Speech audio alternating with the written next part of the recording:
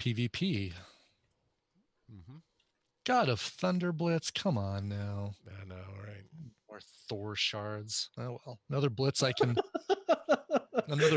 can fart my way through in alpha.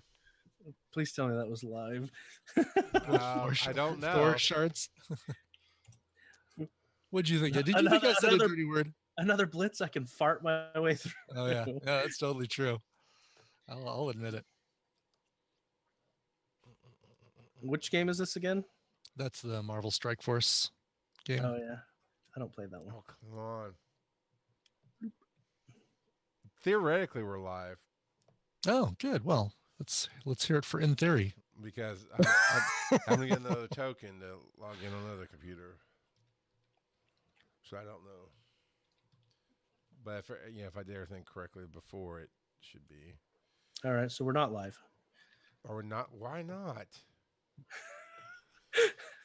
No, we are. Oh, you were just saying if you did everything right before. I was like, nope, we're not live then. I'm being facetious. At least you don't sneak in. Joe. At least you don't sneak in naked pictures of co-hosts as your profile pic. What? So the bot story from Dragon Con where one of the co-hosts. Yeah. So the closet picture. Yeah. Somehow that became my profile to Zoom one day when I was like, yeah, I don't know who did it. Because somebody asked, like, yeah, of course, it's a company Zoom. Here, use it. And I log in, like, you people. We are live, so there you go. Oh, yeah. Phil definitely did that. All right. That's there. Let me get my notes. Boom. Nope, that's gonna be the wrong one, isn't it? Are we doing the same sheet, or did we do a New Year sheet? We did the same sheet. We didn't do a New Year. Yeah, right. It's 2018. It's the 2018 sheet. Oh yeah.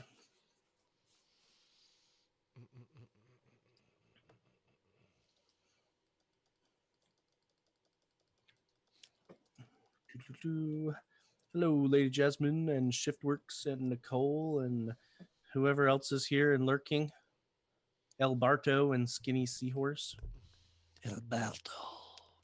Cool. Let me see if there's any emails. And Fabian VM3.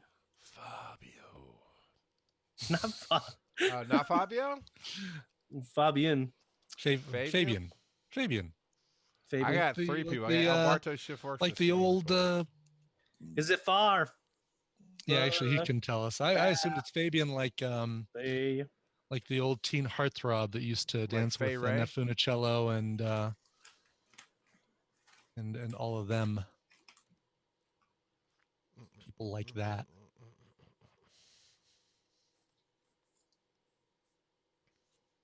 Okay. Oh, there we go. Lots of Twitter notifications. All right. Did we? I don't think we had any new patrons this last week, but I could be wrong. Oh, I need to look at that. I'm going to save that email. Man, all the Twitter crap. I have an email from Patreon about taxes. Yeah, I'm saving that because I need to look at that. Somehow, I don't think we've pulled enough to actually have to file taxes on You guys have it. You guys have, but since it funnels through the company, I have to just make sure it's taken care of. But it's usually not enough to matter. Actually, it usually, because we're like, hey, we got this little bit of money this year. Now I can write off all this other stuff, and we took a loss. It helps that way. All right, yeah, no direct emails this time. Okay. Shh, we're not supposed to say that on air. My bad. Say what on there? What? Whoops. Oh, no, you. I need a new clown nose. This one is really old, and it looks it. It's a little crusty, yeah. Yeah, it sat in a box for a long time, so it's got like baked in dust. If you can kind of see that. I don't think I've ever heard a less appetizing phrase than baked in dust. That. Yeah, I turned it inside out. Let's see that. Do you guys have the same mic? Yeah. Yeah. Oh, do we? You have the Heil? Yep. Oh, you totally do. Yeah, look at that. The PR looks more expensive than it was. I'm just a newbie with a. You do you, Joe. Whatever. You know what? It shifted. Don't break great, it, Joe. So. In Joe's situation, that's one of the few times that the Yeti has really worked well. I've used it a few times successfully, but a lot of people have, and I have had issues with it in the past where it just picks up too much noise or something goes sideways. That's why I had to set up my hijinks. Well, and then mounting it is a beast for sure. Well, I told you how I've got it mounted right now, right? Mm-hmm. It's suspended with twine. I know. Boy Scouts for life, man. That's right. That's hilarious. Well, you're prepared. All right, looks like we are ready. A few guys are ready. Ooh, nice. Good job, Lady Jasmine. Shiny ho. Oh, good evening, everyone. Nice. All right. And my notes. Bees here. All right. Here we go. Always laugh at the note you have to yourself, Brian. Yeah. No, it's an important one, man. Because it's right above where we start the show, and I keep seeing it. It's like, and Brian. No, wait, that's the wrong one. Hello, and welcome to the Pokemon GO Podcast, your number one source for news, reviews, tips, and techniques to help you catch some of them, most of them, or all of them. It's up to you. I'm the filthy casual rocking out podcasting Charles McFall. Riding shotgun, as usual, is Joseph Ard. Howdy. How's it going? And the secondary Charles McFall into the room, apparently, Brian Emmett. Am I also labeled as Charles McFall? Well, not on the screen, but in my eyes. Yeah, in Zoom. Look at that. Yeah. Wow. Yep. So battle for supremacy. 2 Charles enter, 1 Charles leaves. I need to shave my head if I'm going to have a chance at winning, is all that is. That's right. Speaking of winning, before we get to our thing of the week, there's a thing that people can win with you, Brian, isn't there? Next Stop Podcaster. A thing that people can win? Next Stop Podcaster. Oh, well, yeah, but that's not something that those people can win. Well, they might. You never know if they're doing a show. I've already got 12 people trying to win it already. Yeah, America's Next Top Podcaster is now on iTunes. The introduction episode is up, and as of about 20 minutes ago, the first 3 entries from the teams are up. So you can listen to the first episode 0, because 0 is first. I don't know who came up with that. You'll hear me issue the challenge at the end of the episode, and then you'll find the first 3 entries, or the team's first 3 entries for that first challenge. I'm not even tell you what that challenge is. If you go to americasnexttop.podcaster.com, you'll find them, or just go to iTunes and do a search for America's Next Top Podcaster. And it's all right there. Everything you want. That's cool stuff. And it's about time somebody did something like that. And it's funny. It's about time I did something like this, because I've honestly been working on this thing since 2013. I look back at the initial set of notes that I was writing about challenges and stuff, and it was over 5 years ago, because it was 2013 and now we're in 2019. I can do math too.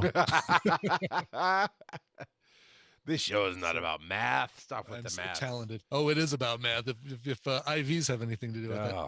Yeah. Well, I know Emmett's kind of teased to me his week. I know my week. So Joe, how's your adventures this week been going? He's evolving. Pretty good. He's evolving a ball of light. That's. I am. Wow. Was that a Lickitung 2.0? What do you got there? Yep, Licky. Oh, that's a new one. Yep, out today. And look at that massive CP on him. 30. Wow. Yeah. That looks actually kind of. He's a trophy licky. That's like the I'm going to the opera Lickitung right there, all fancy and dark purple. Does look fancy, doesn't he? Yes. Is that a Sinnoh evolution? Yeah. Okay. We'll get to it later. It's brand new. So this week, I'm trying to remember whether it was this week or last week that I got the shiny Tailo. I think it was last week. So, there's that. But this week, I got myself a Lucario. Traded one of my friends for it, so that's awesome. Nice. Now I just need to get Riolu, but one thing at a time, right? Mm-hmm.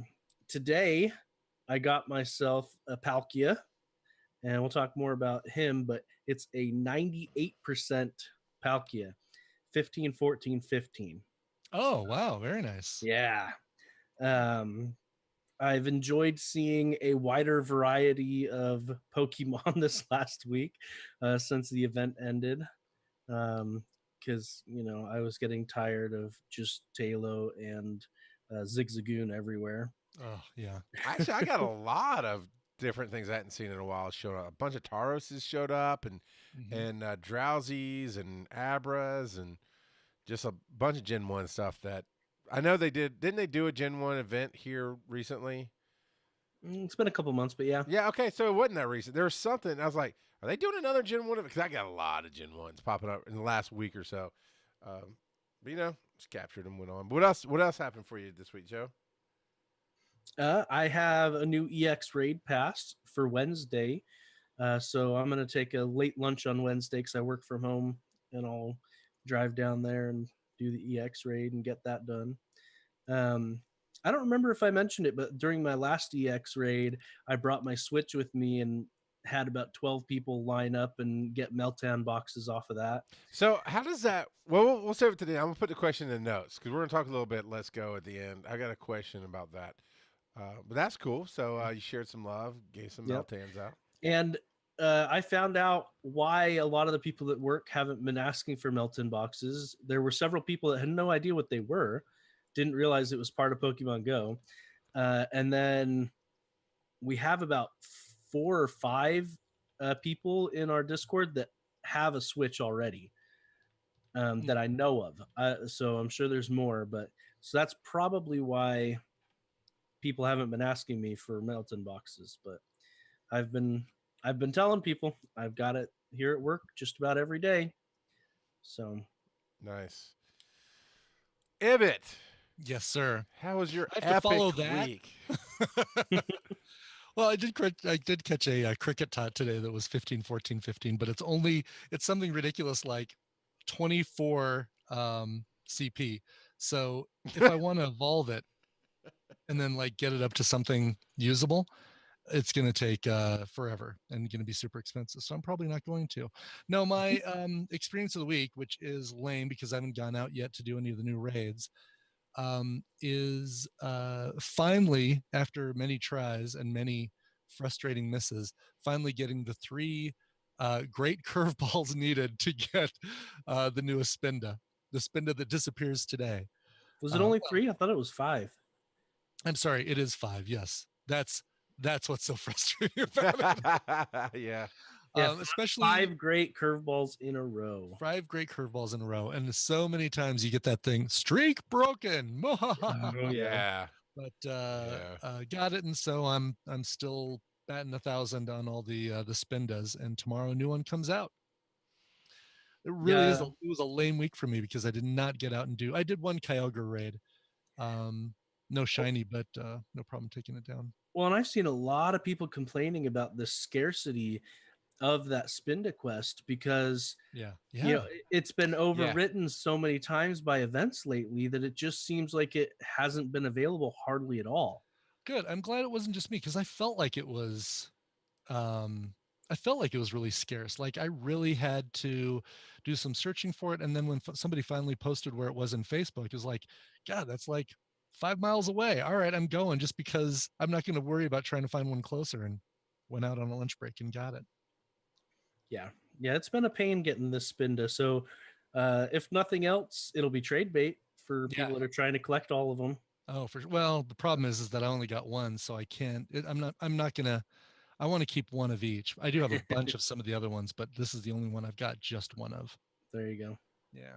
Anyway, Charles, how about you? I bet you had a much more exciting week than me. My only excitement is to come in a minute. But I did a filthy casual, so I told Ibis, it's like, yeah, I've had a kind of a week this week. I'm like, no, I'll save you, man. I got a filthy casual moment. Last night, I walk out of work, and as y'all know, there's a gym there, and there's a gym like a half a block away that I could see and easily walk to if I want to, and a couple of stops to spend. And I noticed the pattern. Cars are starting to line up, right, and park. Mm-hmm. And it's not super cold out, but it's cold enough they're not going to get out and hang out. They just kind of like, oh, must be a raid. And I open up my phone, and there's like 10 minutes left to a Silver Egg raid. I went, yeah, I don't care. I'm going home. I'm tired. And I just drove off. I just left it because I was like, well, I wanted to spend a little time with the family before I had to go record a show last night.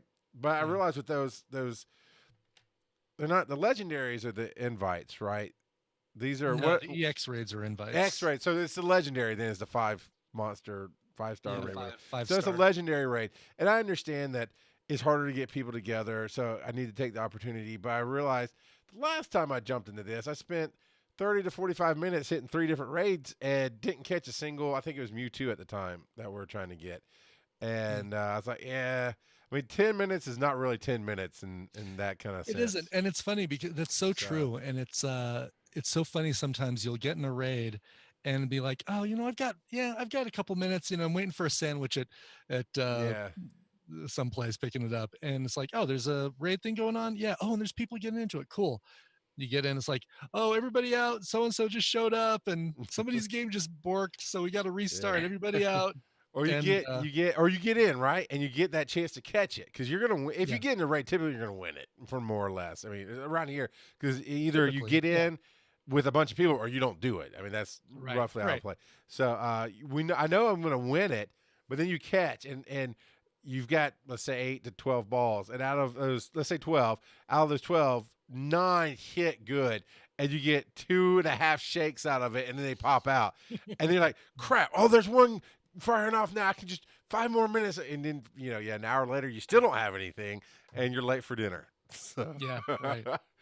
But that was so I got you, man. I just walked away from a raid. Is what I did. But Joseph, and let's go. I made it to the park, and I can now. Oh, nice. Yeah. And I have a box to open. You're going faster than I expected you would. Kudos. So, well, there's going to be a story at the end of this show from Let's Go, because this is about Pokemon Go, the mobile game, but Let's Go ties into it some, so we'll have some Let's Go talk at the very end of the show. But there's a story of frustration that slowed that roll a little bit, but I did get it. So let me ask you, both of you guys, the best way to handle the mystery box is while I'm sitting here on the show, or should I actually be moving around? You don't have to move around for this. It'll just start popping out. Little melties. Just start popping up every minute and a half or 2 minutes or something. All right. It used to be every 3 minutes when you got 10, but now it's every 2. Yeah. And make sure you're paying attention because they're tiny. They're tiny, and you won't see them because they will be under your feet. You'll have to zoom in really close. So that would be the only reason I'd say don't do it during the show, because for the next 30 minutes you're gonna be like, oh crap, I think I just let one go. Yeah, and then you can't get another one until it's been 7 days since you opened this one. So it'd be next Thursday. It'd be next Friday-ish before I could get another one. Before you could get another box. Not just open another box. Well, Nathan, I will open it. I will open it on the show tonight, but I will take their advice. How long does it last? Is it 10 minutes? 30. Oh, so it's a full 30 minutes. They're just popping out. And it spawns 15 total, 14 to 15, depending on how well your signal is catching. Oh, you mentioned signal. So, yeah, I will burn one tonight because my signal goes in and out, so I might not get the full 15. But, yeah, we'll do that, Nathan. Nice. And then you guys can definitely help me see when they're there, and the chat room will be yelling and stuff. But for now, we've got some headlines to get to. And before you get to them, this is where I drop out. So wait, the ball's going. Yep, I'm only here for exactly. The ball's shaking. The ball's shaking. The ball's shaking. And off to random trivia. There it goes. Oh, it did shift it wrong. All right, give me a second here. I didn't realize it was going to shift things that much, but I got you. So, Joe, go ahead. Yeah. Just stick your head up while I fix this, and go ahead and there's some criticisms. Not in Pokemon. There's never criticism in Pokemon. Oh, there's always criticisms about everything. So the Hoenn event, we talked about some of these criticisms last week, but it really felt like a Talo and a Zigzagoon event, because number one, weather was broken. They realized that later and sent out a tweet, said, "Oh, weather's broken." So we weren't seeing Lotads in the rain. We weren't seeing Cacnea when it was sunny. We weren't seeing Snorrunts when it was snowing. I didn't see hardly any of those. Exactly. And when because those guys are especially weather dependent. And so the lack of having those was kind of sad. One thing that was nice, though, is regardless of the weather, there were a lot of cast forms. And not always associated with the weather because the weather was broken. Yeah. Okay. So yes, because that reminds me, I got the last cast form I needed. I got the Dairy Queen Blizzard cast form. Oh, nice! I didn't realize you still needed that one. That was only because it didn't get cold enough in Georgia to trigger, apparently. So yeah, the only place I got those was at Go Fest. They had those in the ice biome at Go Fest. Okay. So you don't get them in Tennessee either, even though in parts of Tennessee it definitely gets cold enough for it to trigger, but maybe not where you are. But yeah, I've never had a shadow. Not like Chicago right now. Oh my God, Chicago's wishing they had some sunny cast forms popping up right now. Definitely. And so talking about how only a few Pokemon seem to be boosted, weather was broken, rare spawns, unless they were boosted, weren't anywhere. Like Trapinch and Slackoth were fairly common, but I didn't see any Phoebus. I didn't see any Bagon. I actually found one Bagon after the event ended. Didn't see any Beldum or Ralts. And so I think I got. No, I didn't get a Ralts. I got Roselia. A couple of Roselias. Oh, okay. Yeah, there was plenty of Roselia, but there was a lack of rare spawns, which was disheartening. Evolved forms weren't out and about. I didn't see even a Swellow, Talo's evolved form, or a Linoon. Granted, I know that they were trying to get us the shiny forms of Talo and Zigzagoon, but still, there was just a lot of stuff that was missing. It was nice having Lunatone and Solrock available out in the wild. Well, depending on where you were at, but they were also in raids. But yeah, all in all, it was just kind of meh. Okay. And then when the weekend came and we wanted the Psyducks, there were some Psyducks, but not nearly as many as you would hope, considering it was a concurrent event. Got to get that blue Psyduck. And it seemed like Psyducks were mostly only spawning in water biomes. And so they were only... That's where they would naturally spawn, right? That it is, but usually when... But in an event, they should spawn... They spawn... Yeah, exactly. And so... There was that. There were some pluses to the event.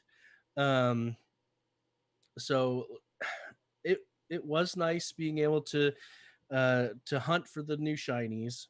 You know, like we said, it really felt like that. Real quick, Jesper Ofka asks if we're spoofing. No, we do not spoof. That's not exactly what they're asking. They said, "Do you spoof?" Which is well, seems to me once a week somebody jumps in and asks that question randomly. Well, and that's because for the podcast listeners, on air, we show one of our games, and usually it's with an incense going or something like that.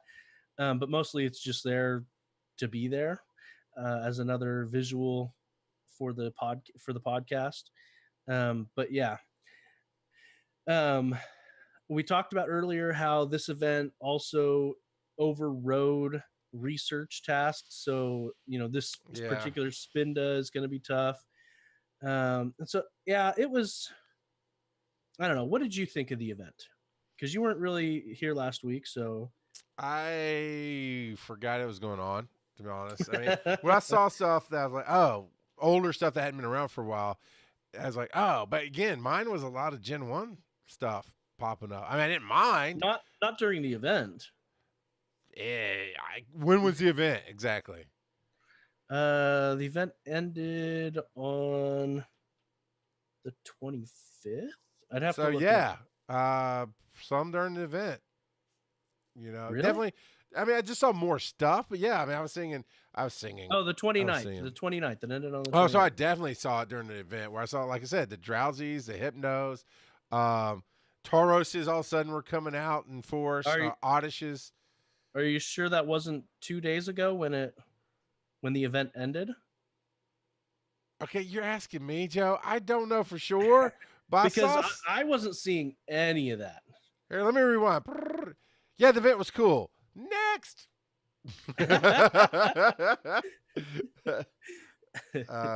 So yeah, there was a lot of criticism. It seemed like an ill-conceived event, and that it overrode some of the concurrent things happening. So yeah, I don't know. I just let my game run. I picked up some things and made sure to do one catch a day, and I spent a day and that kind of thing. Is it really called a licky? Because I thought you were being goofy when you call it that.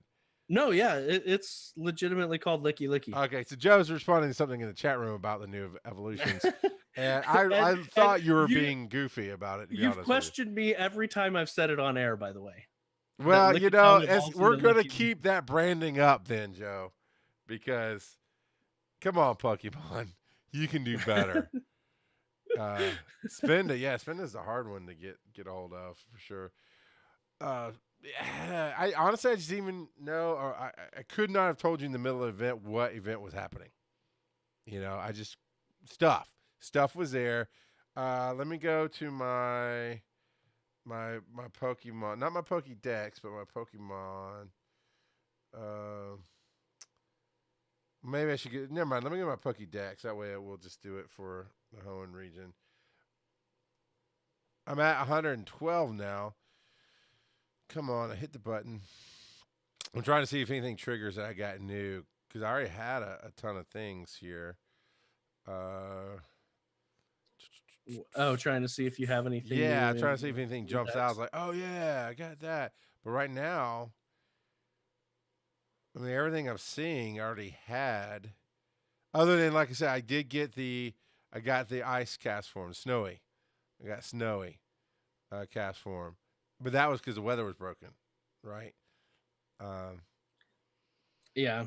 So if it was available, it just happened to be there. No, I mean, I don't see anything new that I didn't already have before. So I just grabbed it. I mean, I saw a ton of these Barboaches for sure. Spoinks. Man, it was nice. It was nice to have a bunch of Spoinks. I didn't saw them quite a bit.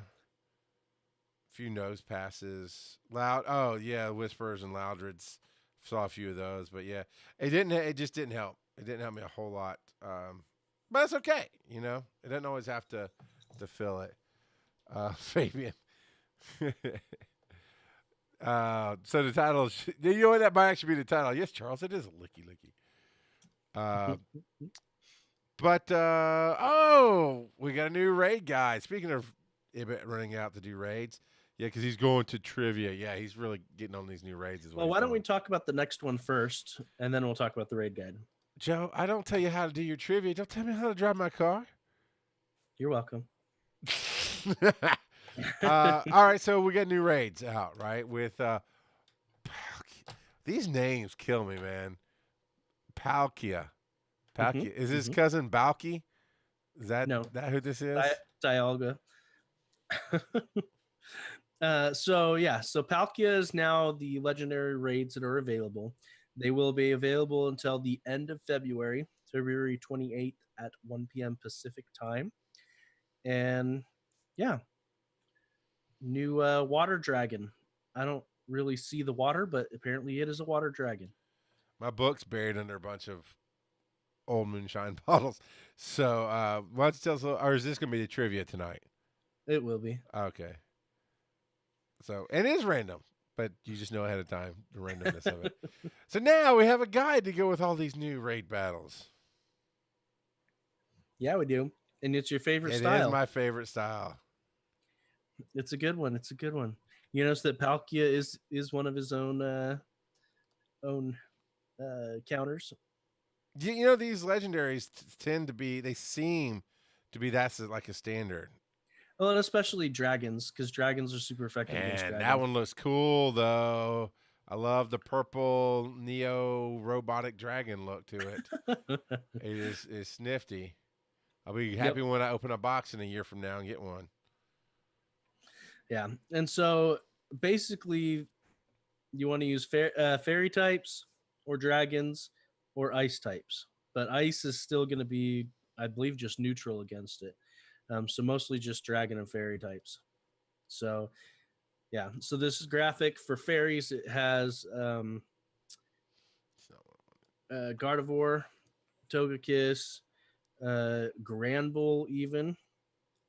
And then I think that's supposed to be why am I blanking on Horsey's fully evolved form? King? Kingdra.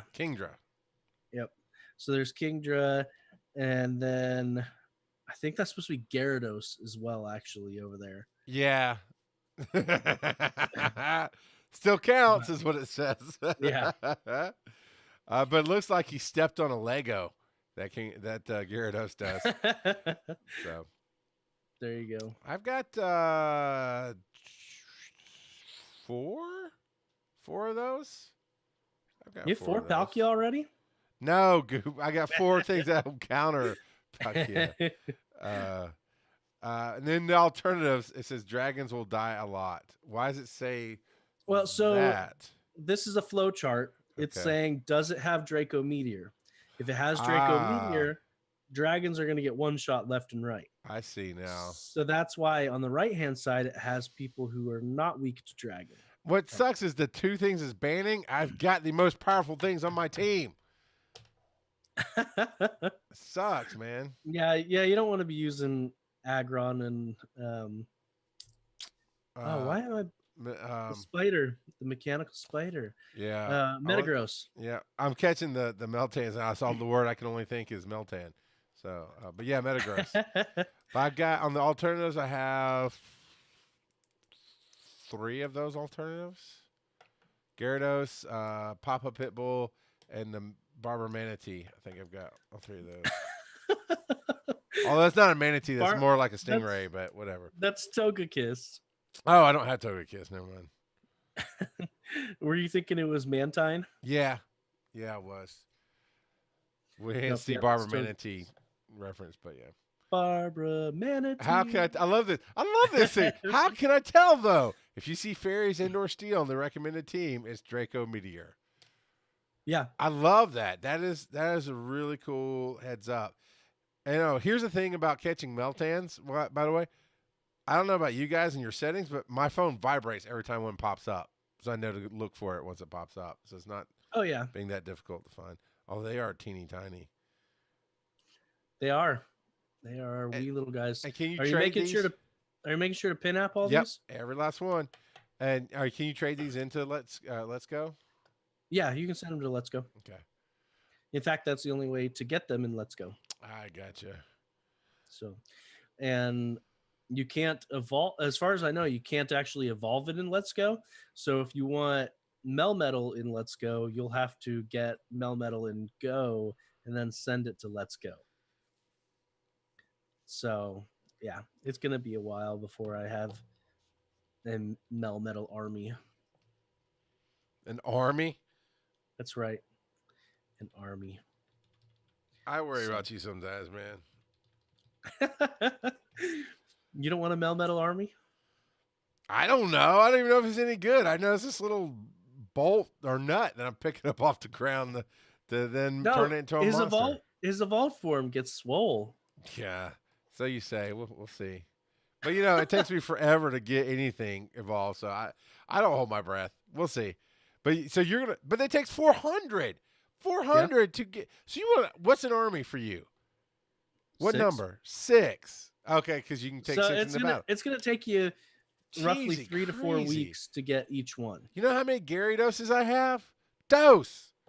I have dose Gyarados, man. You know how many Gyarados I've thrown away? Like 4.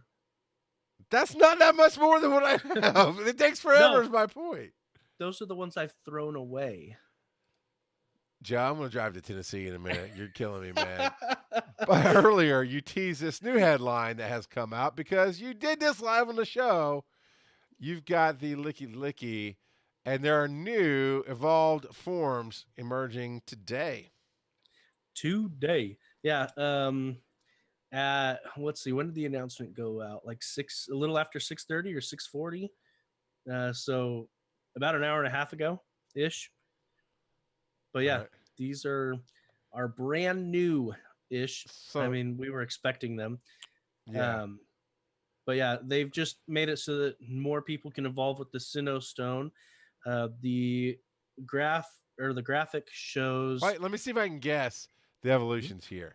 I'm counting. If I count, let me count. 1, 2, 3 on the elephant. 4 is the elephant. 5, 6, 7, 8, 9. There are 10 evolutions we can do here. No, 7. 3 of those are babies. The ones on top those are of the babies. Okay, are babies. So I could also Susu Studio is a baby. The pink one I can't tell, and that looks like what was that stupid game that you could play? Pikmin. That's a Pikmin on the tusk. Is what that I'm telling you, right? Did you ever play Pikmin? No, but I know what you're talking about. You would love that game, Joe. That's Mime Jr. on the tusk. Okay. I'm telling you, you Google Pikmin, everybody right now, and look at that, and it's yeah. They're very, very close to each other. I don't know what the pink baby is, to be honest. The one on top of the head. I can't tell from here. But so obviously that's what Mammo Swine or whatever. It's the elephant evolution. Yanma has an evolution. Obviously, Lickitung. Is that a Ralts evolution there in the middle, looking like a Power Ranger pose? Yep. Okay. And then Tangela, obviously, and the Apom. Yeah, his name. And then this one that looks like Marowak and Roselia had a baby is I don't know that one. Snorunt's evolved form. Wow, so Snorunt dresses up, cleans up nice. Yeah, Snorunt has 2 evolved forms. This is one of them. Okay. And apparently, even though Gallade and Frostlass are supposed to have gender specific for their requirements for their evolutions, they do not in Pokemon Go. And Nathan Epp is saying that the baby is actually the baby form of Chansey. Yeah, I saw that you were saying that. And so let's see, what is that one? Happini is the little baby. And then where'd the picture go? All right, so Yanma's evolved form is Yanmega, and then Lickitung evolves into Licky Licky. The Ralts into Corellia into Gallade is right there. Okay. Tangela into Tangrowth, and Apom. I can't remember what Apom's evolved form is named, to be honest. A2 palms? Ambipom. Ambidextrous, 2 hands. I was on point. A2 palms. Point for Charles. Right there. And then the little baby up there is Sudowoodo's baby form. Bronzely. So, okay. Yeah. And then, like Alberto said, ton of new moves became available. I'm sure we'll talk about that next week because we don't have a breakdown right now of what all has been found. But a lot of new moves. Someone earlier was talking about some of the grass moves. Roserade can learn Grass Knot now. And so, yeah, a lot of new moves are out and about. So we'll have to get a breakdown next week on that. But yeah, in addition to the new evolutions and the new babies, Cranidos and Shieldon are available in the wild. And it looks like more Pokemon are getting added to eggs. Because this is so new, we don't know the breakdown of it just yet. Breakdown. Yeah. Every time. Yeah, we'll have to see. But yeah, it says that the tail end, we're talking about the new moves. It says finally certain Pokemon may be able to learn new moves via TM. And so their example is Machamp can now learn Rock Slide. I don't know why you'd want your Machamp to learn Rock Slide, but your Machamp can learn Rock Slide. So okay. Yeah. So yeah, that's the example that they shared. But all in all, new Pokemon, get out there, get hatching. I wonder if there's any other Pokemon new Pokemon added to eggs other than the babies. I suspect it's probably just the 3 babies that are pictured. So apparently I've triggered Nathan. He's doing the itchy. How much? Can I get some of that dust, man? Can I get some of that dust? Because apparently I have a ton. Because I never use it for much of anything.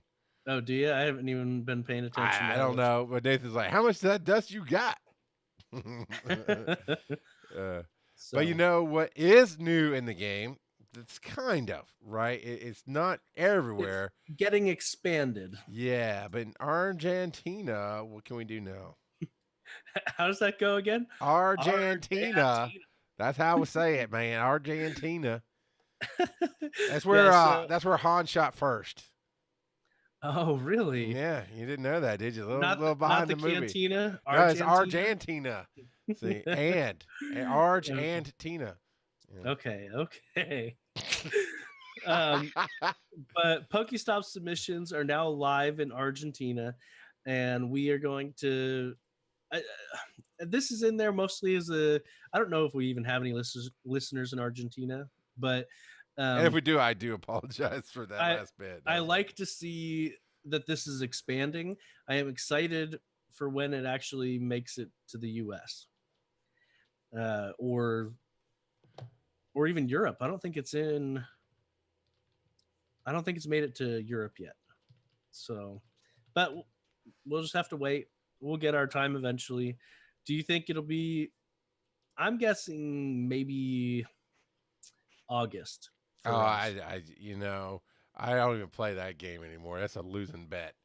Is to try to guess when we're gonna get something in this game.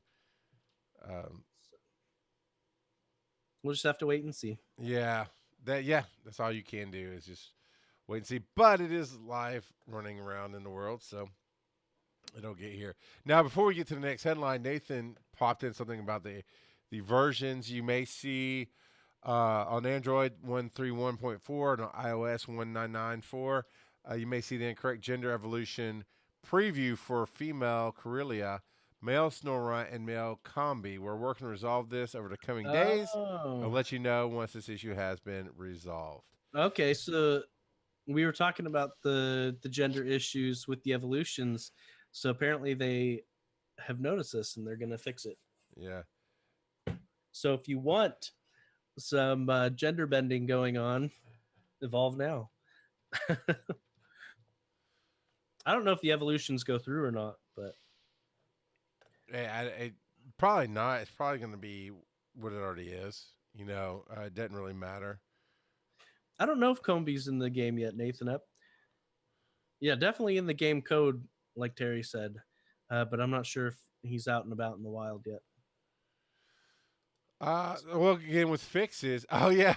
So you did a screenshot this week of the iPhone X and the ring, and you were getting wasn't Meltan, it was somebody else you were capturing. It was Groudon. And I mean, the ring didn't fit on the screen. Just the outer white ring was cut off. I mean, it was too white of rainbows, basically flipped. You didn't actually have a full ring. Ooh. How does that work for good, excellent throws? I mean, do you get more excellent throws because your ring is like hitting the side of a barn? I got all great throws on that. I didn't miss a single great throw, but apparently Combi has been confirmed. So yeah, the Bimjinik said that Combi is in the wild, is available.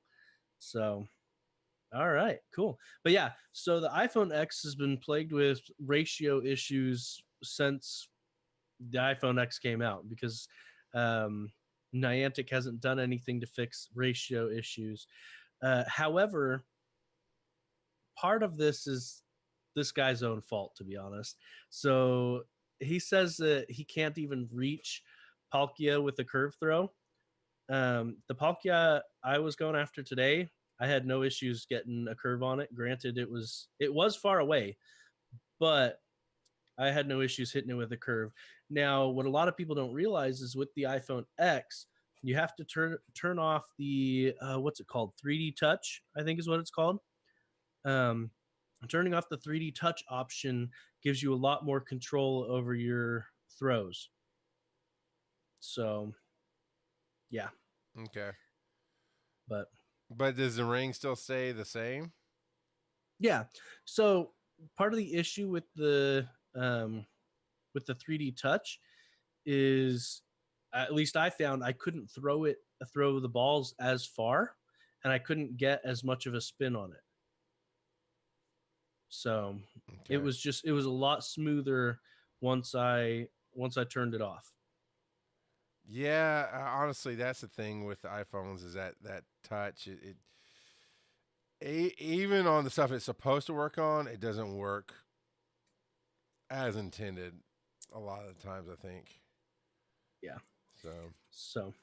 Yeah. Just do yourself a favor. If you've got an iPhone 10, just turn off the 3D touch. In, out, in, out. You remember that on the electric company? Out, in. Sorry. All right, that's me playing with the Zoom for the. No, for those on the podcast, he's just zooming in and out on his character. You can probably infer that from having known me.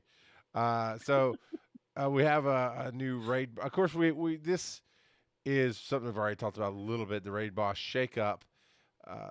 What's going on with the raid bosses fully? Do we have a breakdown? Looks like we got a little bit of a breakdown here. Kind of. Yeah, so the current raid bosses, tier 1, we have Weasel, Dratini, Phoebus, Magikarp, Shinx, and Swablu. In tier 2, we have Alolan Executor, Kirlia, Mawile, and Sableye. Tier 3, we have Alakazam, Azumarill, Gramble, and Machamp. Tier 4, we have Absol, Alolan Marowak, Togetic, Ursaring, Tyranitar, and Palkia. That Togetic will come in handy for a lot of people who still need the candies for their Togekiss evolution. Of course, Shiny Absol is always a plus. Ursaring, who cares, personally? Of tier 3, I don't really care. Like, I guess I could get some more Machamps, but it's like, I really don't care about tier 2 at all. I guess if you want to try to get a really good Kirlia to evolve into a Gallade. So mostly I'm looking at some of the tier 1, especially Shinx. I've got a shiny Shinx, but I wouldn't mind having one that has better IVs. And then Palkia, of course. Palkia's attack stat is really high. Okay. If he had a water type quick move, he would actually be one of the top contenders for the top water type attackers. But because he doesn't have a water type attack move, that throws him closer to. Why am I blanking on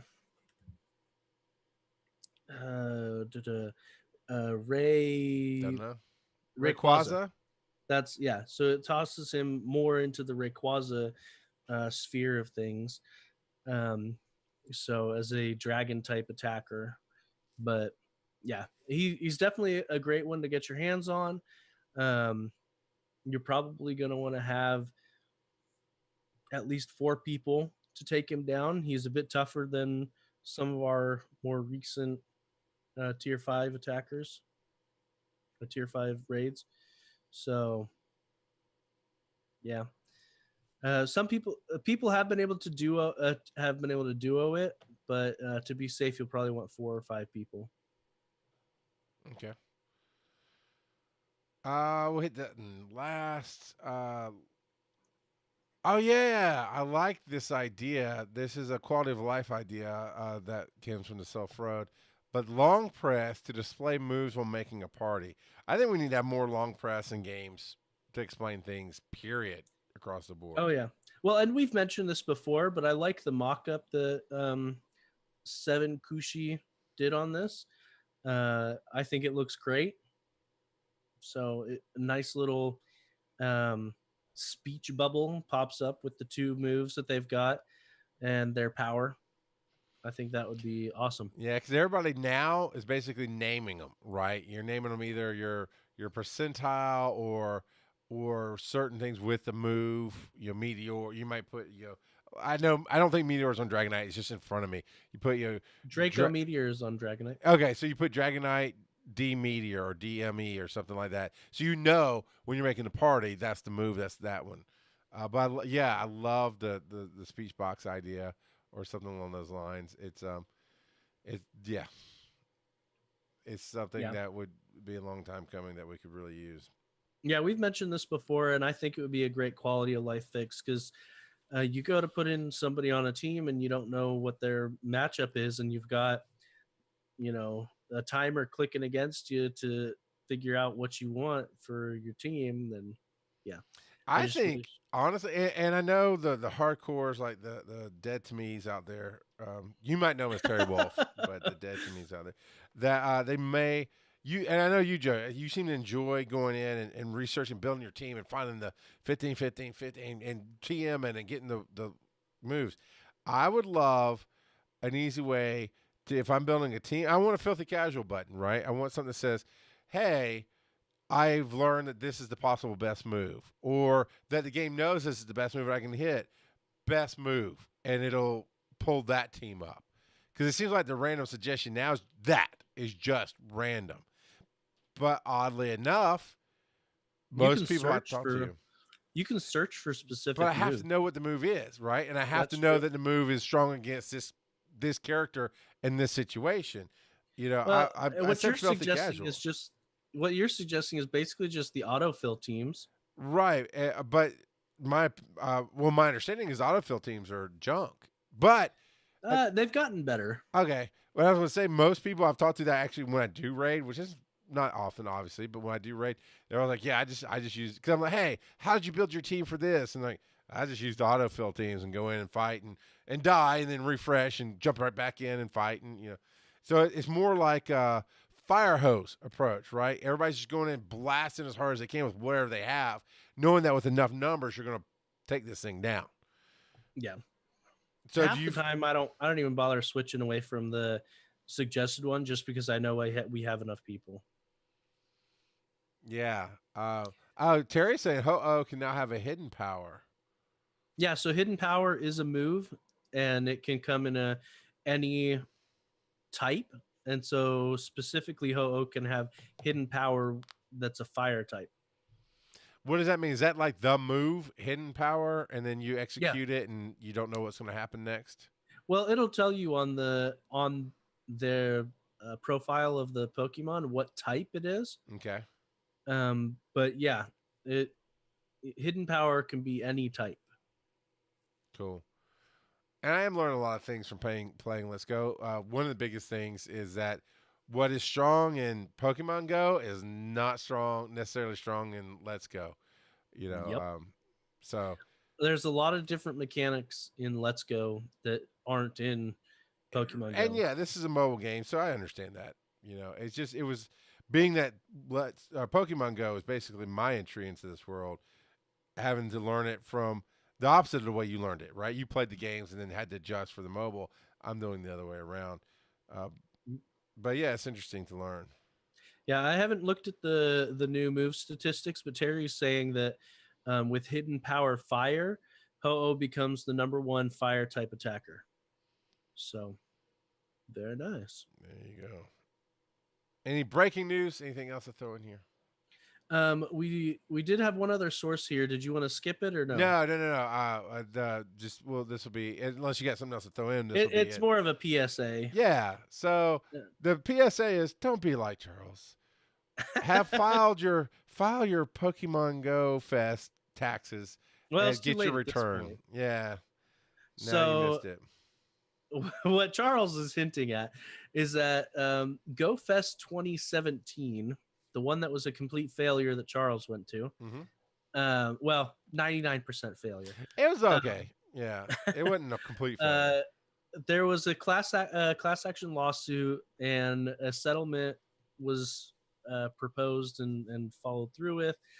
And so there was a dollar amount that Niantic was told that they had to pay. So regardless of whether you filed, if you sent in your receipts or not, Niantic is still paying the same amount. But those checks have been mailed and should be received anytime between now and mid-February. So that's out and about. Any amount that it goes unclaimed is getting donated to, I think, a local charity in Chicago, if I'm not there you go. The Warm Our Beer charity, because they won't deliver beer in Chicago right now because it's freezing. The beer is freezing. The light our train tracks on fire. Yeah. I did honestly forget, but for the most part, it was the kindness of the show that you the listeners that got me there. There was a GoFundMe basically that a bunch of people donated to that helped me get plane tickets and those kind of things. Lots of great supporters like Barry Falk and Paul Puck, helped put in to get me out there. So I didn't personally have to do a whole lot. And honestly, I was hoping that if you guys cared that you put in the receipts and make the claims. And if it goes unclaimed on my behalf, then, it goes to a charity, and that's all good too. So, had I come out of pocket, Joe, I think I'd have probably been more on the ball of not, recouping some of these losses would be great. But since it was really the awesomeness of you, the listener, it was great, So there's nothing I can do there, and it's well, fun. And hopefully this time more of us can go. Because I'm planning on driving this time, so if you want to drive the couple of hours up to me, we could just carpool. We can, it's early enough to start trying to plan for something like that. It's definitely a possibility. I think that'd be okay. Because I was gonna say, I don't know how long's the ride from your house to Chicago? 8? I think it's 9 hours from my house. I was gonna say, I don't know how a car ride with Joe for that long would be, but I've seen Joe 2 years at Dragon Con, and the first year he slept at my house, and it'd be all right. I think if we could. Now here's the thing, because Ibbott's gonna have to, more or less, he's probably gonna fly anyway if he gets to go. Right? That's just probably. So what if we get him to fly into Atlanta or whatever airport might be close to you? Then the three of us road trip it. I think he'd rather just fly to Chicago. You don't think he'd road trip with us? Are we too childish for him? I think he would have a much more enjoyable time to just fly straight. Mr. Tambourine, you got burned by Nightbot. But yeah, I've already got a couple of people that have offered to let me stay with them if I go up to GoFest this next year. So yeah, it's definitely a possibility. Plus, it would be nice to have my car, so I don't get stuck. Alphabet boy there. I can't even say BM. Only thing we have no idea where Pogo Fest is going to be. I think it'll be in Chicago. I think it's always going to be in Chicago. Yeah, I'm guessing it'll be in Chicago again. Because of that whole park area, the fact that it has decent cell phone coverage. Obviously not great cell phone coverage. Well, but with the cell towers that they put up, it wasn't bad. Right, and there was that too. So before that, it had decent, and then it just got overwhelmed. But it's the fact that you have this geographical area that's super easy to access. It's got great ways in and out, and it's a big open park that you can do different things in. That's hard to find in any other location in the U.S. Not impossible, but even in Atlanta, it'd be a lot more difficult than Chicago. And we have Centennial Olympic Park, but it's laid out in a much different way with no way to really close the whole thing. Even when they have festivals, they don't close the whole thing in. Yeah. So I think we can guess that Chicago is going to be the home of this fest from now on. So I'm actually about to give you a Meltan count because I just finished the box and I got 1, 2, 3, 4, 5, 6, 9, 12, 15, 16. 16 Meltans. So there you go. So I'll find the right one to save for Evolution. And I'll save, do all that. So technically I should, I'm not going to do the math. If somebody can beat me, 16 times 4, because I'm about to actually look up how many candies it has. Yeah, I was like, just scroll down and check them. But it wouldn't be times 96. 4 if you used your pinups. Times 6. Sorry, times 6. Yeah. So 96, almost 100 out of one Meltan box, almost 100 candies. So 4 weeks. Well, once you transfer stuff. Yeah, then it'll add some up. So, and roll up, but because it takes, you said 7 days to get to the next box. We're talking in a month, I can have Mel Swole. All right. Yep. Melmetal. No, I said it right. I said it correctly. You do you. You know that, boo. When you're in Chicago, freezing your Meltans off, Joe, how do you find podcasts to keep you warm? Well, first you get a really old phone that overheats really easy. And then you put the Satchel Podcast Player on it with Pokemon Go, because Pokemon Go will overheat your phone, your old phones, like nothing else. Yeah. And so you listen to the Satchel Podcast Player. It's a wonderful podcast player that is geared towards interactions between the listeners and the hosts of the podcast that you're listening to. It allows you to tweet directly at the podcast if they've got it set up correctly. And if you are a podcaster, go to satchelplayer.com and get that set up so that they can tweet directly at you. They can send money to you if you want, or if they want, rather, regardless of whether you want to. Yeah. But yeah, and you can also sync it with your Patreon account. So yeah, the Satchel Podcast Player is an amazing podcast player that does things that no other podcast player does. Yeah, it's really, really cool that way. And as we hit this moment, let's give a shout out to everybody that I can see in the room. And I've accidentally skipped you because I think you're a bot. Beard Howard, good game. Alphabet, Charles Daniel 16. This one seems like a name of a bot. Citrus. I haven't seen them before, so I think they're not Charles Daniel. I'm talking about Citrus Pandas. Seems like a bot name. It might, but I haven't seen them here before. And that's why I'm saying I don't know. Sure. Dominic 9, Alberto 667, which is a bot. We'll give him a shout anyway. LAP's up in the house. Eric, Mr. 1. Kerman, looks like. Lady Jasmine, Mr. Tambourine 19, Nathan, EP, Navarro, Potato with 2 eyes. I like that name.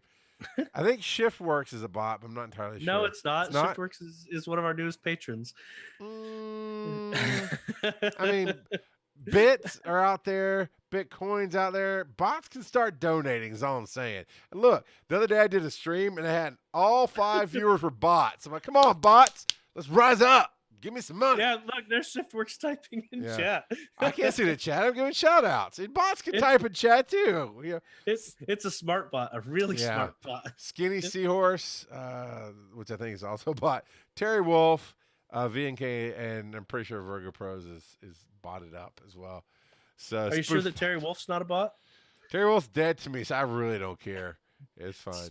He's a spoof bot. Well, Nathan, of course, Nathan says I missed half of this podcast due to work phone calls. Well, the good news is this is a podcast, so you can download the audio form through Satchel Podcast Player, iTunes, or any other podcatcher out there. It'll be out usually by Sunday. It's typically when we get this out. And then if you want to watch us record it live, it's on twitch.tv/Pokemon GO Podcast is where you can be live.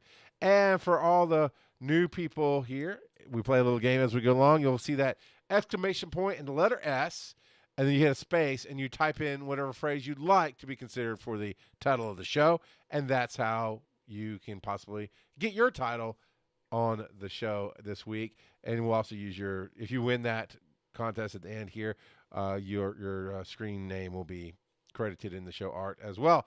And then patreon.com, right, / Pokemon GO Podcast, where you can be part of our community, Discord, awesome stuff. Joe, you've got awesome stuff going out next week for our patrons? I'm hoping to get it out by next week, yes. I made something fun. I like it. I think it turned out pretty good. But yeah, I'm going to get it printed out this weekend and send it out. Yep. And if you're here live and you're part of the Twitch community, you can cheer, you can bid. It is coming up on the end of the month. So if you get that free sub from Amazon Prime or Twitch Prime, now's the time you can give that away to any creator you like. If you like what we're doing, you can hit that sub button, and it's a free subscription, and it helps us out. We appreciate that. And we appreciate it when it's not free and you still give it to us. It's an amazing thing. But it's all good in the Twitter hood. Not Twitter, Twitchy hood. That's where we are now. Dang it, Joe. What time is it? Let's get out of this death spiral that I'm in. It is time for random trivia. And like I mentioned earlier, this week I'm going to be talking about Palkia, the spatial Pokemon. He's a water dragon type. Its Pokédex entry says it has the ability to distort space, and that it's actually described as a deity for the Sinnoh region in their mythology. It, along with Dialga and Giratina, are a member of what has been dubbed the Creation Trio. So Palkia represents space in the trio. The Final Frontier. What's that? The Final Frontier. Yes, the Final Frontier. And then let's see, what do the others represent? I'm trying to remember. But anyway, yeah, he represents space in the trio. And so Dialga will probably be the next raid boss after this. Dialga represents time, and Giratina represents antimatter. So, but yeah, they're a fun trio, I guess. They're all right. They're dragons, so dragons are always fun. And they are pretty powerful. We've seen a lot of people using Giratina to, with a high chance or high success rate in PvP. Palkia's name is derived from the Japanese spelling of pearl. Okay. So, yeah. So, because it's mostly like that metallic white, you think? Yeah, could be. It, and if you look at its shiny form, it's got the pink, almost like a rose pearl. But yeah, he's super strong. Like I said before, I kind of wish he had waterfall as a quick move. Well, Joe, then you don't go chasing waterfalls, man. But stick to the rivers and the streams you're used to. Come on, dude. Fine. Schwa. Schwa? Is that what you said? Schwa. But yeah, get out there, grab Palkia while he's available. Like I said before, he'll be around until the end of February. But yeah, I thumbed my nose at Terry Wolf. He's just gotta beat me up. That's okay. That's all right, Terry. I appreciate you. So, this still is one of the coolest looking pocket monsters out there, you know. And I'm not going to say I'm going to go raid for it, but it you know. Do you raid for anything? I went after Mewtwo when Mewtwo came out. That was the only thing I hunted, I think, after the birds, you know, and got burned on that. I went and got a Mewtwo.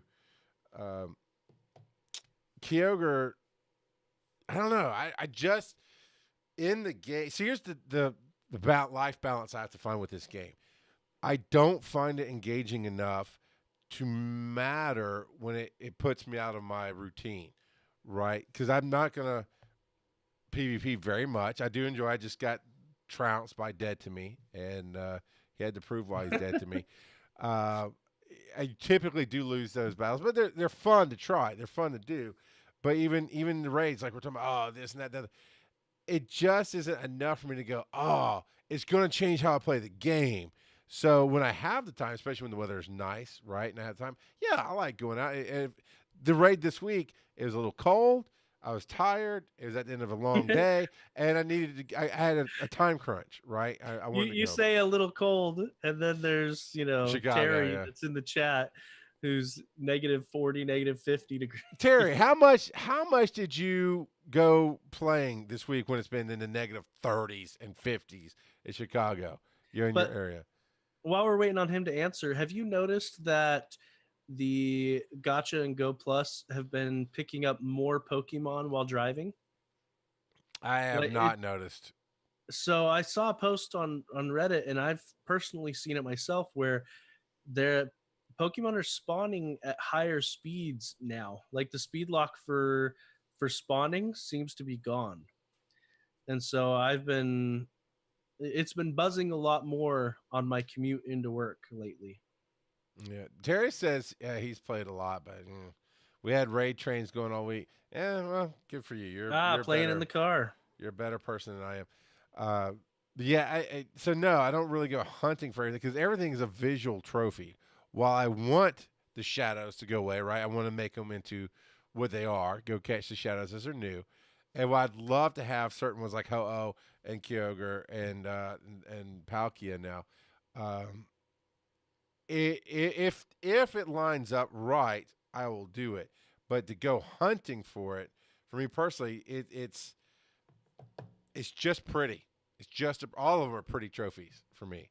So no, I don't know what would need to change in the game to make me go, this is going to make me play the game differently. Now I'm going to hunt it and find it.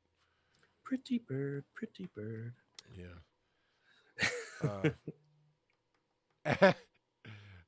So okay, I'm not reading that. I don't want to. Yeah. Now, so because the speed cap got increased for spawns, I am burning through Pokeballs left and right, and that's basically what Terry said. Now I did. Okay, so I did notice. So with the active sync, right? I was getting to where I had a pattern before. The adventure sync. Yes, Joe. The adventure sync. I'm so sorry I offended your Pokemon knowledge there, sir. But before it came around, it was I'd have a pattern of you get 80 to 100 normal Pokeballs, turn on the catch, and then as it got down to 10 or less, turn off the catch, and usually take me a day or two to build it back up. So out of 7 days, 5 would be catching, 2 would be restoring the supplies. Well, when Adventure Sync came around, and every Monday you're getting a minimum of what comes with the 5K, 20 Pokeballs? Yeah. Something like that. So you're getting a minimum of those, plus, the spins were putting out more, and this and that and the other. I was able to catch a lot more. But I have noticed recently, like all of a sudden, I'm back to having 0 Pokeballs. So I guess there you go. It has been definitely speed locking less, I guess it is. Because I think I had 90 the other day, and all of a sudden I had none. It's like, all right. I guess Bim Jinnick says that it's up to 55, they think, the speed cap for spawning Pokemon. As far as I can tell, the speed cap for spinning Pokestops hasn't changed. That's fine. And that would make sense because here I think they being Niantic and the game itself has got people trained to use something other than active playing in the game to catch, right? I hope as a community we've all learned you don't play this game while driving because that's dumb. But if you have it's very affordable now to get any of the devices out there that will let you play the game, and do that. You know, because you will continue to catch, you'll continue to get those credits and those candies and everything else, and be safe about it, and that's good. So, I think that's gonna be it for Pokemon Go. But now we're gonna talk a little Let's Go. So before I tell my salty story, Joe, switch to Switch. So I know you'd mentioned it before. Nothing in the game specific, like the game will tell you, hey, you can connect your phone to this thing. And then they do it in the game style and all this. In fact, I even made it to the developer's office in the game, and they're telling you all kind of stuff you should do. But I don't recall the game saying, hey, you can go switch to Switch. So what does that entail, and how does that work? Yeah, I've never personally tried it, but as far as I know, you can trade from one Switch to another, and you can battle from one Switch to another. And the trading, so I noticed in the game, because I look up the evolutions, as I get a Pokemon, right, I decide, is it going to be part of my team to go out and battle my 6, and I usually keep 50-50. 3 that I know I'm just always going to be leveling up, and unfortunately, man, I'm irritated. The EV you start with will not evolve. And like, yeah, you know, but it's going to be your strongest Pokemon because it's always with you, right? It's always leveling from the moment you started the game. So that's honestly a little frustrating. It's like, why is my strongest Pokemon going to be its most basic form? But it's cool. So I always have the Eevee, right? And then I have, which I named my Eevee Badonkadonk just for fun. Mostly because I've been playing a lot of Borderlands, and I love Tiny Tina and all that section of the game of Borderlands 2. But then I got Gyarados very, very quickly, right? I bought the Magikarp and just leveled it very quickly, and Gary's one of my stronger characters. And, dude, did you know Alolan Ninetales is a boss in this game? I mean, not any little term of it's a boss fight, but I got the Alolan Ninetales just randomly. I mean, I found that person to trade or whatever. Like, oh, okay, here you go. And I'm like, wow, it's an ice type. And I didn't have an ice type. So I'm like, I'm going to believe this. And that thing hits above its weight, punches so hard above its weight, it's not even funny. Because I think I was taking on, let's see, my Ninetales was, let's say, level 22. My Eevee's level 33, 34. Okay. So that's roughly where I am in the game, right? Because your Eevee is your gauge, more or less, of how you're leveling. So when I got that Alolan Ninetales is 20, level 20. See, and Vulpix is a version exclusive for you. I can't catch wild Vulpix in my game. What do you get? What's your exclusive? Well, there's several, but the counterpart to Vulpix would probably be Growlithe. You can't get I've seen people have Growlithe. I mean, not people, but I've seen NPCs have it. So I can't. You can't catch Growlithe in the wild. I have to transfer it in. I thought I was going to transfer it in anyway, but I think I actually did transfer it in to the park. I do like the park. The park is a very visual, interesting place to be, with the Pokemon running around sometimes in packs and playing with each other, and that's cool. But yeah, so I've got something you don't have, but No, I've got it. My dex is complete. Oh, that's right, because you did the trade-in. So, yep. But yeah, that Alolan version, dude. I mean, I'd be going up against level 29 to 32 other Pokemon, and it needs this type or that type. Oh, well, that's my Alolan Ninetales, and threw it out and hoping, okay, at least get a shot in that's super effective before you die.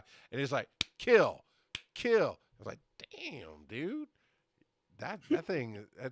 I did not expect that in a Pokemon game, to have something be a boss, come out and when Gyarados is fun and cool, but not the boss he looks like he should be, type of deal. So here's the salty story. So Joe, you said it took you about 10 hours to get to Fuchsia City? Yep. And that's 10 in-game hours? Yep. I start off, first time I've ever played a Pokemon game, right? An official Pokemon game. So I'm enjoying it. I'm going through, oh, let me do this. Let me figure out. Let me take my time through the cave and try to capture a whole lot of things, and so I can evolve and blah, blah, blah. And in about 8 hours, your voice in my head is like, yeah, it took me about 10. And you kept going, when are I going to take Charles? I don't know if you meant that hours-wise or weeks-wise. But so I'm like, all right, I got So I was at the point where I could come down. I don't remember the path number, but I come down the boardwalk on the right-hand side of the map. Okay. Right. From Lavender Town down. Yeah, and I'd already hit that point where the guard's like, I need some tea. I'm like, get you some tea, man. Why you got to stop me? Get you some tea. I don't need no, why is that my problem and you ain't got no tea? So I didn't look up like how to find the tea or anything. All right, well, I'm just going to explore. I'm going to explore some more. So I got to where I could go, oh, look, I can just go straight down this boardwalk and cut right over. I'm going to start hightailing it to Fuchsia City. Now, this was on a day that I was at 8 hours. As a Sunday afternoon, I ended up playing like 4 hours solid. Because that's the other thing. I made it kind of my job. I don't play any of my other games on the Switch right now for the show because I wanted to see what it'd take, what the casual aspect would be to it. I'm just going to play this game every chance I get, which was kind of a mistake because of what's about to happen. Because I burned myself out, and that's why it was a mistake. I made myself salty a little bit. It's not necessarily the game's fault. Oh, you're always salty. Shut up, Joe. So I'm burning down this path, and every freaking 5 feet, you got to fight somebody. Okay, whatever. And I get down, and there's a stupid Snorlax. I'm like, yay, Snorlax! But it's asleep. And I'm like, but punch it, chop it, something. Come on, bite it, Eevee, bite it. Nothing. And so I get on the internet, type up. And by the way, it takes me longer to play this game because every time something pops up, I got to look up its weaknesses. And I'll tell you what I did about that in a minute. And I know there's charts out there. But see, the charts out there expect you to memorize crap. I need to know it's a fire type or it's a fire steel or a poison bug or what. I don't know that crap. So now I have to look up. And so the charts were worthless for me. I'm almost surprised because in some of the other games, it'll actually tell you next to the moves whether or not it will be super effective. I'm kind of surprised that they didn't incorporate that into Let's Go. Well, they definitely did not incorporate into that. But that's the thing you got to know ahead of time, right? So I need to know, do I take my Eevee out and throw in something else that's going to be super effective?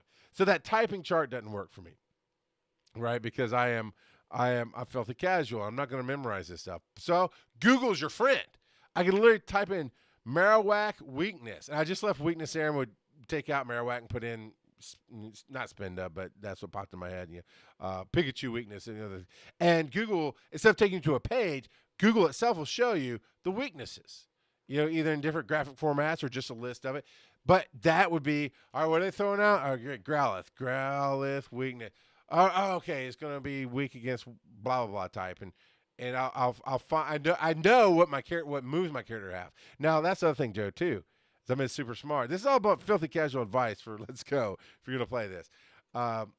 You can train just about any of your characters to have any moves, right?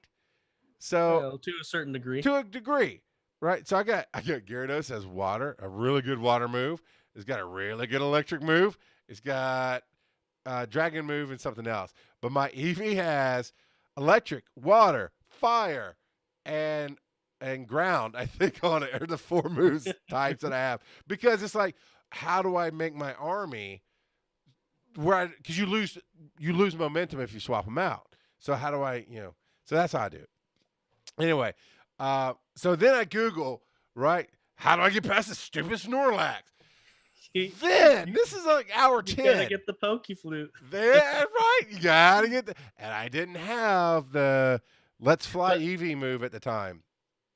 So but to get the Pokeflute, you have to go to Celadon City, go through the Bean Corner, then you have to come back and go to Lavender Town to go through the. So I had to backtrack all the way up, and I got the T in the process. But I had to get the self scope, which means I had to battle an hour-long path through the secret base of Team Rocket, right, to get the self scope, to then go over to the Haunted Mansion to get the oh Lord Jesus. But I thought, okay, fine. They don't want you just hightailing it to Fuchsia City. Fine. It's the game. Did all of that. So added another 5 hours to my journey. So we're at hour 13, 14 now, right? Okay. I've got what I need. Now I can just burn right down the side of the map, shoot over every freaking 5 steps. The closer you get to Fuchsia City, it's just like, no, more trains. And I can stomp them. And little side trick nobody told me about, right? Shut up, Timberine. I caught that Snorlax too. Got it. Yeah. But if you play with the Wiimote or the Joy-Cons separately, you can have 2 trainers at the same time, which helps you get through battles faster, right? Because you got 2 attacks versus 1 typically. And you can have support and all that stuff. Did you know that, Joe? You can play 2 trainers at once? I didn't know that you could have 2 Pokemon fighting at the same time. Mm-hmm. Is that it lets you do that against anybody? Yeah. Against everybody, yeah. I knew that you could dual catch. I just have never bothered with it. So I always saw the little icon over there, like the 2-person icon. Didn't know what it meant. But when I got to that Snorlax and realized I had to backtrack, I went, fastest road to Fuchsia City, because I was pissed off at this point because I'm going to have to backtrack. And that's where I found out if you run through the game with both Joy-Cons, and again, it has to be separate, in your, connections. Every battle is 2 Pokemon. Your first 2 in the list get thrown out automatically. Now, the thing that changes is if your opponent has 2 Pokemon back-to-back, it won't say, hey, they're about to throw out Growlithe, do you want to change? It'll just throw it out. Because you can basically you have a free turn. One can attack, heal, block, whatever, while the other one swaps out to be the super effective. No, I didn't get a Munchlax on either game. I don't have a Munchlax yet. So here's you can't get Munchlax in Let's Go. All right. Well, I don't know. So I'm just covering my bases. So I did. Yeah, I found out what's the fastest. So yes, I jumped to that, and I'm like, I'm on the freaking 14, 15, 16 trail, which is a straight shot into the city, except dinner's in an hour. And I'm sitting here, I've got my daughter playing with me because she likes to have the other controller and fight. And I'm like, all right, we're going to avoid this person. All right, we avoided that person. We're gonna avoid. Oh, they walked out to me. And and this is my fault. I played the game too much, right? I'm trying to push. I'm like, and now I think it was 22 hours total before I got to freaking Fuchsia City after all that. But at this point, I'm like, okay, dinner's in 30 minutes. I just want to get – I started screaming at the TV. I'm going to back off my mic here a little bit. Like, just let me get to the city. God, come on. I don't care. Just – oh, my God. I was so freaking salty. I was like and it wasn't cussing. I mean, I was actually saying that. I was like, just want to – I was like, almost in tears. Like, seriously, stop punching me in the face. I had to actually fast travel to another city to heal all my Pokemon and get my – because I was out of moves. I was out of all my moves because I had to fight so many freaking stupid people. I avoided almost all of those people on the way down. Oh, yeah. You Pokemoners, man. You and Phil. Hey, if you ever play, there's a walking path that will – I don't want to memorize a walking path. I want to say, no, thanks. I'll come back and punch you in the face later. Thank you. You just gotta wait for him to turn. There's no turn. They're not moving. Yeah. They're standing there looking in my face. A lot of them will turn. You just gotta wait a couple seconds for him to turn. I didn't know that, Joe. So I did. I mean, I now get to go back to playing it slowly. Now I did make it to Fuchsia City. Went right to the park. Made a mistake and multi-transfer. I did one transfer to see what it was like. Oh, that's cool.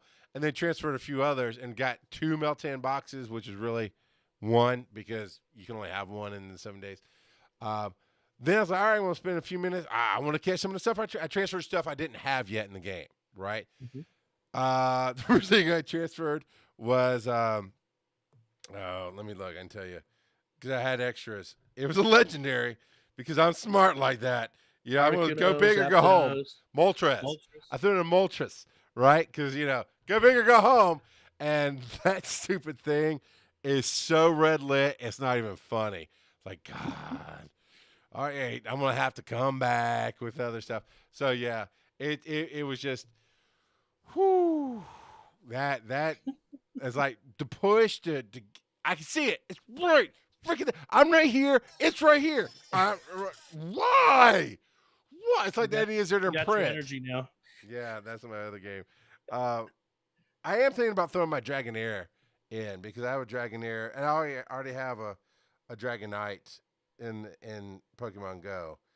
But yeah, so that was my Let's Go this week. But yeah, you can have the double Joy-Cons. You can still get you have to play with your Eevee or Pokemon a lot to get them happy, keep them happy. But if you play with them a certain amount, if I know I'm about to go into a battle like a gym battle, I will play with them a whole bunch, and in between battles, I'll keep playing with them. and you will get a special move, which I think is the EVV on the EV one. I forget what it's called on Pokemon, on the Pikachu one, but it's where you shake your Joy-Con and it's a cutscene. It's just one hit done move pretty much. It's a really cool thing. But yeah, I was enjoying it until I tried to push too hard to get to Fuchsia City and get this done. Now we'll take a break for a hot minute. But then I do actually plan on getting back in and just, again, slowly making it through. It's like, oh, you need some tea? All right, I'm going to Google. And I'm telling you right now, I'm just being honest, I'm not going to figure out anything for myself. I am going to Google everything about this game. But here's what I did. One last tip about it, Joe. Right? Because I know you guys, a lot of you guys memorize the different types. And this, I don't know. I ain't got time for that, Jesus. I just went and made a very basic spreadsheet. I went and actually Wikipedia'd so I could get a list. I wanted a list I could copy. Wikipedia'd all the 151, right? So I copied all the names, put them in a row, and then just Googled. Took, I don't know, 30 minutes one night and Googled weaknesses for rock and just put their literal weaknesses in. Steel, blah, blah, blah, blah, blah. And then put it in alphabetical order. So now you throw out a Growlithe. Gee, all right, there it is. There's the weakness. Now I know what to hit it with. So, but it's been fun. Google is a filthy casual's best friend. You're not lying. But I dug having the mystery box tonight, and now I caught the Meltans, and that filled in a slot, and then I'm gonna get Melswole, and that'll be good. Lady Jasmine says the first time I played the game, there was no Google Pokemon yet. Yeah, I'm kind of glad I did, because I would have been like throwing my Game Boy at the wall and crap. And I did this a little more salty last night on Breaking the Panel, and Phil was like, "Oh, I'm sorry we made a game that you have to play. I'm sorry." I was like, "It's not the point, man. The point is I could see the gates to the city, and I couldn't get there." It is a time, man, right, Joe? It will eat your time. Oh, yeah. I'm trying to find it. I've got the Pokemon Yellow walkthrough guide that I bought. Yeah, Nathan says you had to buy the $10 to $20 video game guide. I used to buy game guides all the time, man. I think it's upstairs. Actually, the last game guide I got was for my birthday a couple years ago, because the game I'm playing didn't necessarily need it. But Borderlands 2, but it's a collector's edition. It's just a hardback, orange, gold embossed Borderlands 2 game. I just love that book. It's so beautiful. It has all this cool stuff in it. But yeah, I used to get game guides for the games I really wanted to get everything out of. I can't find my yellow version, but here's gold and silver. Gold, silver, yeah. Prima, right? That's a Prima official? Yep.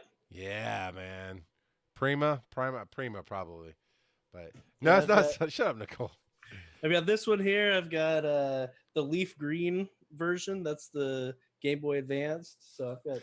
Now, I will say, Joe, you should try this. This is the coolest thing about this game that I have loved so far. Is both my kids, my youngest Zoe is about to be 6, and then my youngest son Ryland is 7. But they just don't have that coordination or attention span to play the game. I've set them up with their own profiles. They played a little bit, and I've let them free in the game, right? So they can feel like they're exploring and doing different stuff. But we know this game is for an older crowd. It just is. I mean, 12 and up is what I'm thinking, because of the patience and the time and the things you do have to learn and think about in the game. However, that 2 Joy-Con connection, right, the having the separate ones, where I'm controlling the game because it's my game, my character, and they call it support trainer. There you go. You found your red and blue, man. Awesome. They literally call it support trainer. I hand Zoe my other controller, so I run the game, and it doesn't matter if they keep up or not. They'll disappear and they'll come back, whatever. But when they get into the fight, they love being able to fight with me. And I try to set them up with the Pokemon that has the super effective move on it, so that they can take down the other person, and it all benefits me. So that's a really cool way to play with the little ones in your life, without having to worry about the frustrations of learning the game or anything else. You play the game, and they support you. And they think they are playing, but they get that same reaction you get out of it. I think that's awesome. Oh yeah, and allowing them to catch is also easy to do. I mean, you can both try to catch it if you've got the dual joysticks. Yeah, and I do that. Yeah. I'll let them. All right, it's your turn. And I'll let them try to catch. And all right, it's my turn.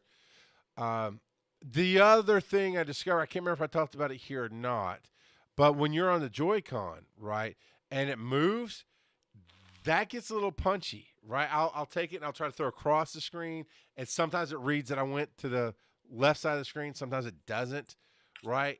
And they move around. But if you have the Joy-Cons connected to the actual Switch itself, it's a scope.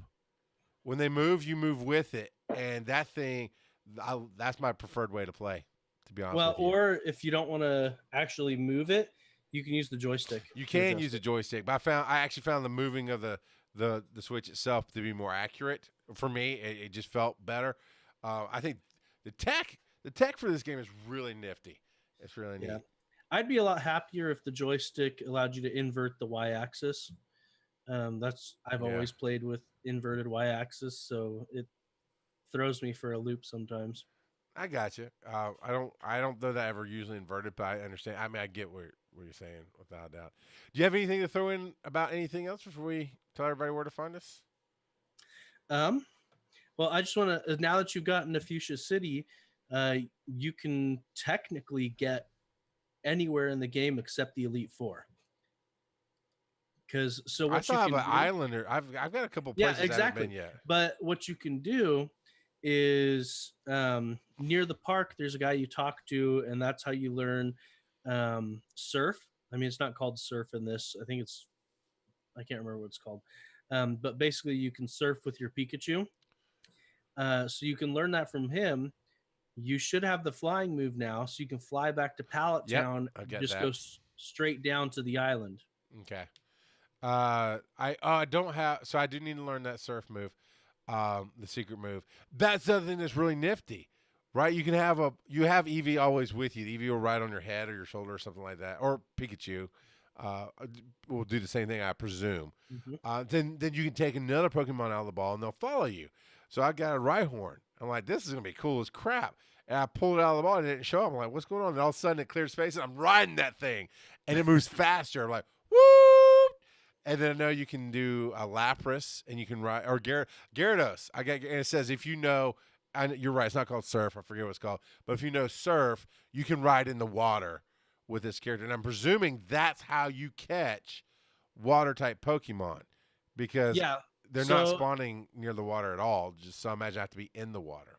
Yeah, so in the previous versions of this game, because, I mean, it's just a remake of the Gen 1 games, basically, you had to have an old rod or a super rod, something great to fish rod, or with, a super rod. Right? Yeah. So there are 3 different fishing rods that you could use to catch Pokemon, but they completely got rid of those. They also got rid of the bike. Like, there's a bike store, but you can't get a bike as far as I can tell. El Bartos says Charizard is the way to go. I've been flying on my Charizard. I didn't know you could fly on your Charizard. I'll have to try that because I got my Charizard and it's one of my beasts. I've got Gyarados, Charizard, and Ninetales and Eevee, and I have 2 that are just always just leveling to get the evolution and kick them out and get something else. Yeah. And one that's also really good, it doesn't move super fast, but Onix is a good one to ride because when you're trying to get Pokemon, specific Pokemon, if you're hunting for them, Onix can interact with both flying Pokemon and Pokemon that are on the ground. You may not have seen any of the ones that fly super high yet. If I didn't notice if I did. I have an Onix, so that was that. Oh, I love the actual size representations in the games that's nifty too. Oh yeah. You've got Snorlax. Have you tried riding the Snorlax? No, I put him on the shelf. So your character clings to the side of Snorlax, to his belly, and you ride on him. It's pretty funny.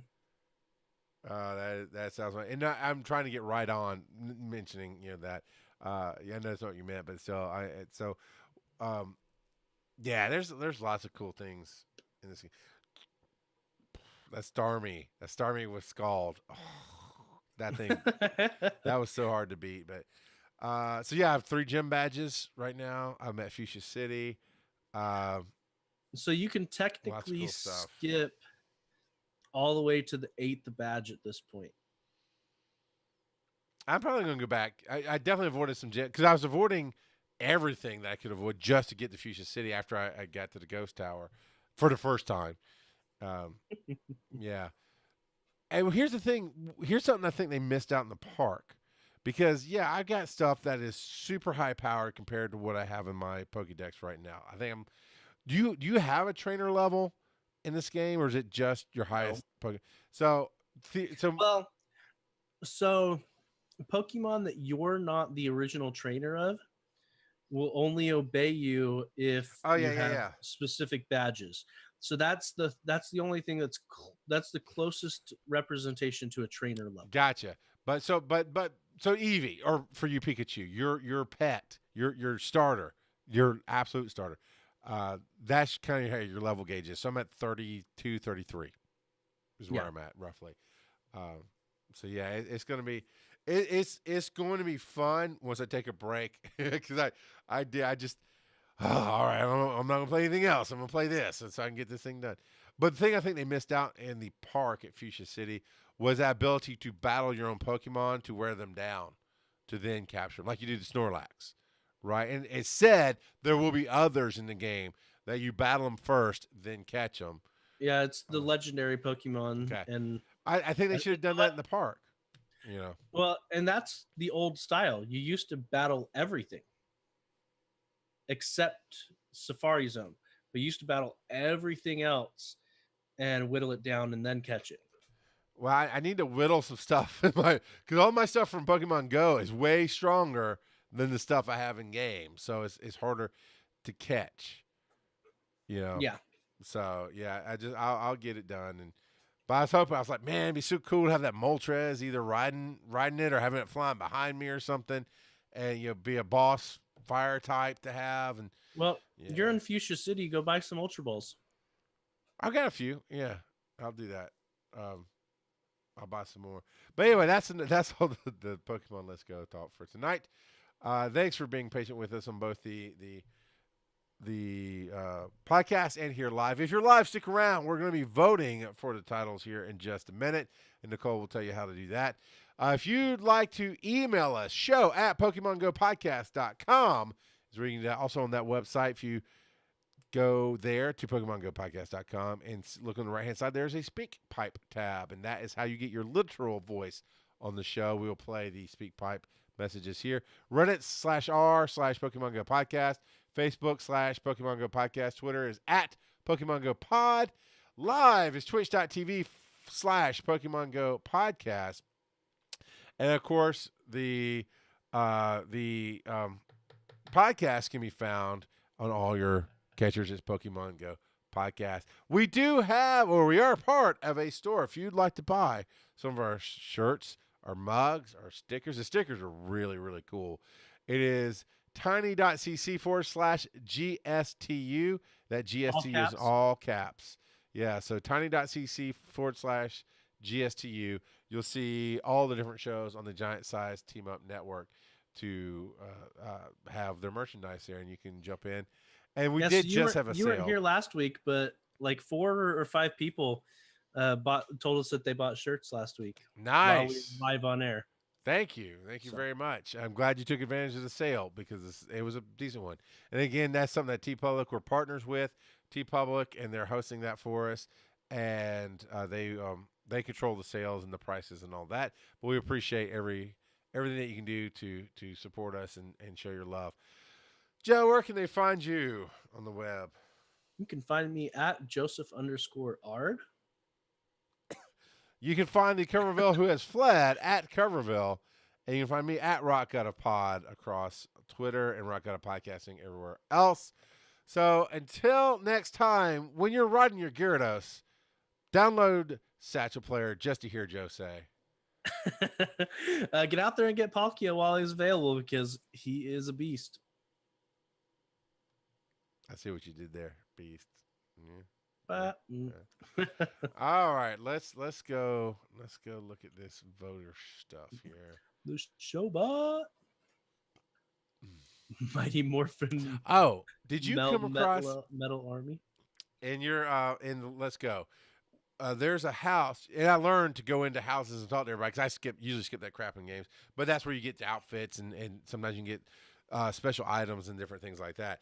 There's a house where the little girl is obsessed with Clefairy. Oh, yeah? I have a Clefable, and she did not care. Does it have to be Clefairy specifically to show her to do something special? Probably. You probably didn't do that. You probably skipped that part. Yeah. Which city was that in? I don't know, dude. It was a later city, is all I can tell you. All right, here are our choices. Yes, Charles, it's a licky. Mighty Morphin Melmetal Army, which I dig. No, Terry, we're not doing that one. Oh no, the Wild Coverville fled. Rock Out Assault. Yeah, PGP Road Trip to Go Fest 2019. I still think that'd be a lot of fun. Google is a filthy casual's best friend. Charles is a Meltan master. I don't think anybody's going to vote for that but me, Nathan, but I appreciate it. Charles gets eaten by dragons. Here there be dragons is a good one. Nightbot keeps shutting me down. Charles is a bot. Thank you, Joe. Charles is stuck in year one of Pogo.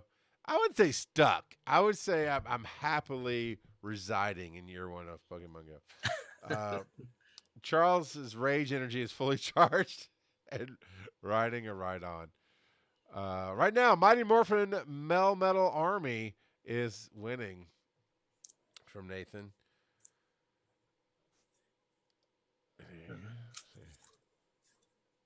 She gives you a training machine. Good. Yeah, okay, cool. So it does have to be, Alberto saying it does have to be a Clefairy. And I was kind of hoping that was just in the family because I got rid of my Clefairy. I traded it to the doc, sent it to the doc or whatever. Professor. I sent a Professor. And I have to go and catch a Clefairy then to show her. I was like, come on, but it's a Clefable. It's the evolution. Come on. Nothing. She didn't care. Oh, that was a crappy throw. All right, let's see. I'm going to give another shout out to everybody while we're doing this. Again, thanks to everybody who's watching live and being here every week. We appreciate that. Beard, Howard, Biminigic, Chimchar, 980. Darkwing, FGH is out here. Dominique, 9. Alberto, 667. LEP. Just Will, 77. Lady Jasmine, Mr. Tambourine, 19. Nathan, EP, 9, 316. It says that's no 316. Is that what you're saying? Oligarchy, 77.